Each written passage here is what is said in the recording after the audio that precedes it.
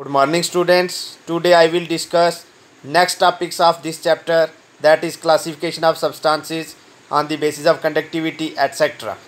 Students अब करेंगे हम classification of substances on the basis of electric charge. Classification of substances on the basis of electric charge. Okay, कि कौन charge को अलो करता है और कौन नहीं करता है। इसके बेस पे हमने सब्सटेंसेस को तीन कैटेगरीज में डिस्क्राइब किया है। फर्स्ट कैटेगरी है कंडक्टर्स, ये आपने 6th क्लास में भी पढ़ा था। वो सब्सटेंसेस जो इलेक्ट्रिक चार्ज को अपने में से पास कर देते हैं, इजिली जाने देते हैं, उनको कहते हैं कंडक्टर्स। तो लिखोगे दो substances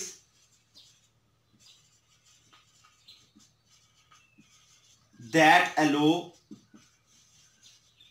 the electric charge to pass through them,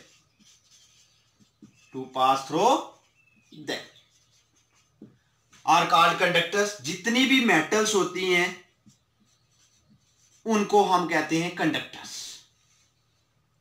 second आ गया इंसुलेटर्स, जो अपने में से नहीं जाने देते इलेक्ट्रिक चार्जेस को। दो substances that do not allow the electric charge to pass through them. और पूरा सेम लिखना है, दैट के आगे दैट डू नॉट लिखना है। स्टूडेंट्स मैं पूरा नहीं लिखूंगा, आप वहीं से लोग नोट कर लो। दैट डू नॉट अलो, और पूरा सेम दो सब्सटेंसेस, इसकी जगह दैट अलो की जगह that do not allow the electric charge to pass through them. जो अपने में से इलेक्ट्रिक चार्ज को पास नहीं होने देते हैं उनको कहते हैं इंसुलेटर्स। जैसे आपके पास एग्जांपल मैं दे दूं, इसकी आपको एग्जांपल दूं प्लास्टिक। कुछ सब्सटेंसेस जैसे जर्मेनियम हो गया, सिलिकॉन हो गया, ये ऐसे सब्सटेंसेस हैं जो नॉर्मल इंसुलेटर होते हैं, यानी कि नॉर्मली अगर इनको रखोगे तो ये क्या करेंगे, इलेक्ट्रिक करंट को पास नहीं होने देंगे।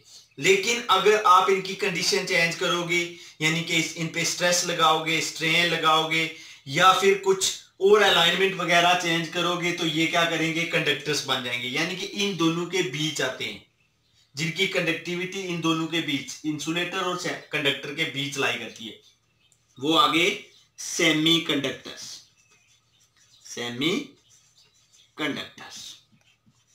इसका लिखोगे दो substances that do not allow the electric charge to pass through them in normal conditions,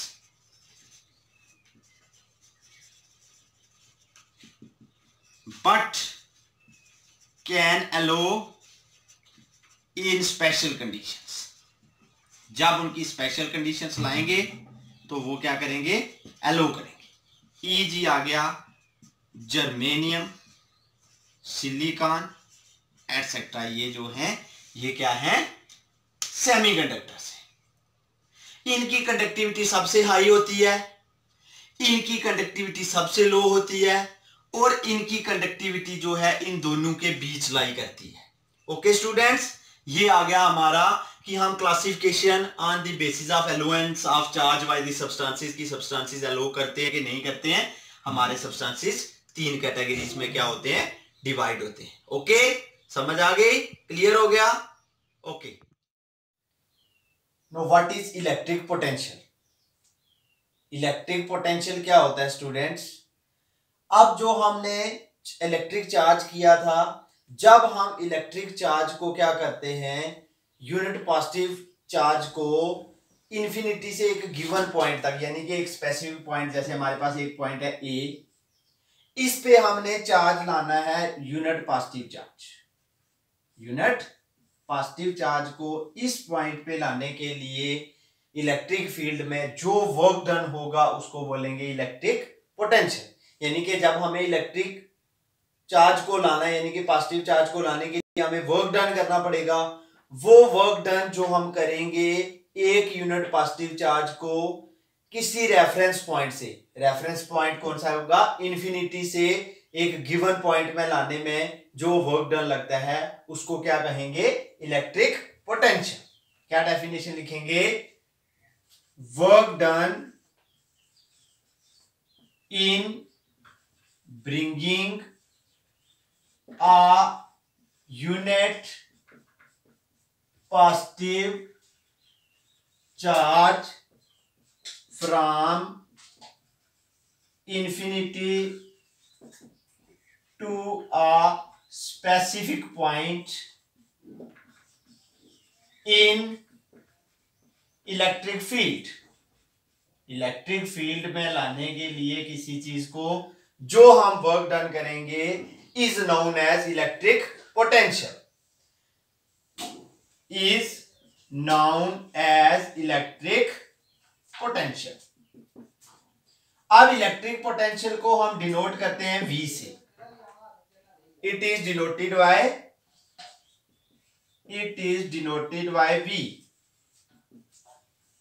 इसको V से डिनोट करते हैं। मैथमेटिकली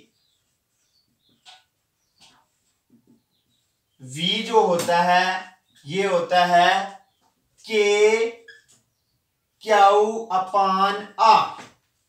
अब ये V तो हमें पता है इलेक्ट्रिक पोटेंशियल है, ये K क्या है, Q क्या है और R क्या है। K है कूलम्स कांस्टेंट, K क्या है, कूलम्स कांस्टेंट। Q क्या है, चार्ज,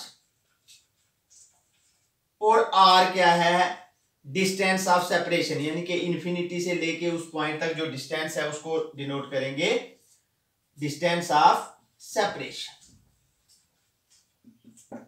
ओके स्टूडेंट्स, ये हो गया इलेक्ट्रिक पोटेंशियल। जब हम एक यूनिट पॉजिटिव चार्ज को इन्फिनिटी से उस पॉइंट में लाने में जो हम वर्क डन करते हैं उसको हम क्या कहते हैं, इलेक्ट्रिक पोटेंशियल।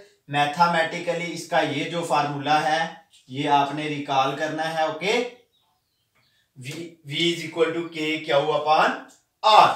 तो R ये बता दिए, ये सभी क्या होते हैं। तो जो SI यूनिट होता है इलेक्ट्रिक पोटेंशियल का वो वोल्ट होता है। SI unit of electric potential is volt. Okay, अब हम करेंगे electric potential difference. Electric potential में एक पॉइंट होता है, इलेक्ट्रिक पोटेंशियल डिफरेंस में दोनों पॉइंट गिवन होते हैं। Electric potential difference, electric potential difference आप जो है वो आपको पता होना चाहिए कि उसको वोल्टेज कहते हैं। क्या कहते हैं, जो आप गणित में कहते हैं ना वोल्टेज इतने वोल्ट है, तो इसको हम बोलेंगे इलेक्ट्रिक पोटेंशियल डिफरेंस। अब सपोज करो कि हमारे पास ये दो पॉइंट हैं, एक पॉइंट है ए और एक पॉइंट है, ये ए से बी पे, बी से ए पे या ए से बी पे, यानी कि इन दोनों के बीच हमें एक पॉजिटिव चार्ज मूव करने के लिए जो काम करना पड़ेगा उसको बोलेंगे इलेक्ट्रिक पोटेंशियल डिफरेंस। यानी कि work done in moving a unit positive charge from A to B in electric field और B to A in electric field, यही होगा। उसमें एक पॉइंट गिवन था, यहां पे दोनों point. Work done in moving a unit positive charge from B to A or A to B in electric field, in electric field is called electric potential difference. Electric potential difference. It is also known as voltage. It is also known as voltage. इसको जो हम voltage कहते हैं, इसका जो इसको भी denote V से करते हैं। It is denoted by, it is denoted by, अब V है तो इसको BA या AB जो मर्जी लिखो, तो BA या AB क्या होगा, वर्क डन अपॉन चार्ज, यानी कि W अपॉन Q। ठीक है, अब इसका SI यूनिट यहां से निकाल लेंगे, तो वर्क डन का SI यूनिट होता है जूल और चार्ज का SI यूनिट होता है कूलम। तो V आ जाएगा इसकी जगह जूल, इसकी जगह कूलम, यानी कि जूल पर कूलम। इसका SI यूनिट जूल पर कूलम भी आएगा, लेकिन इसका SI यूनिट जो ऐसे है वो है volt. It's SI unit is volt. Bracket में आप लिख सकते हो जूल पर कूलम। अब डेफिनेशन ऑफ 1 वोल्ट यहां से निकालें। डेफिनेशन ऑफ 1 वोल्ट, देखो वर्क डन को पुट करो 1 जूल, वर्क डन की जगह 1 जूल और चार्ज की जगह 1 कूलम, यानी कि जब 1 कूलम चार्ज को मूव करने के लिए 1 जूल वर्क डन हो, तब पोटेंशियल को आप क्या कहते हो, 1 वोल्ट। क्या लिखोगे, when 1 coulomb of charge is moved by 1 joule of work done,